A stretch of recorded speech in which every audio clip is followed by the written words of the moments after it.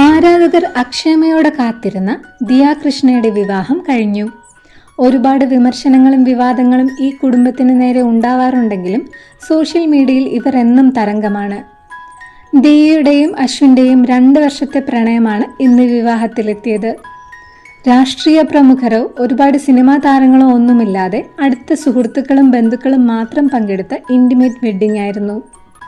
തിരുവനന്തപുരത്തെ പഞ്ചനക്ഷത്ര ഹോട്ടലായ ഓ ബൈ താമരയിൽ വെച്ചായിരുന്നു വിവാഹം.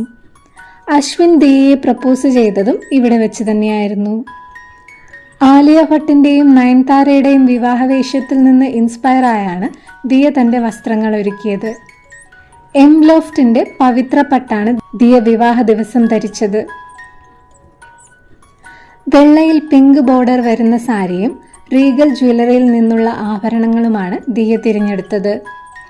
പ്രത്യേകം തയ്യാറാക്കിയ എം ലോഫ്റ്റിൻ്റെ തന്നെ മുണ്ടും ഷർട്ടുമാണ് അശ്വിൻ ധരിച്ചത്.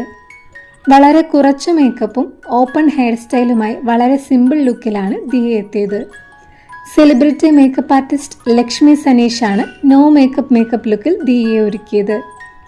എന്നാൽ സഹോദരിമാർ പിങ്ക് നിറത്തിലുള്ള സാരിയും സ്വർണ്ണാഭരണങ്ങളും ധരിച്ച് അതിസുന്ദരിമാരായി എത്തി.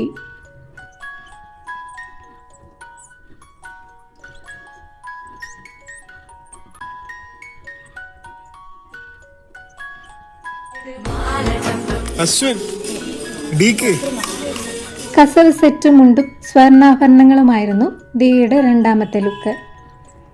ലൈറ്റ് പിങ്ക് കുർത്തയും സിൽക്ക് മുണ്ടുമാണ് അശ്വിൻ ധരിച്ചത്.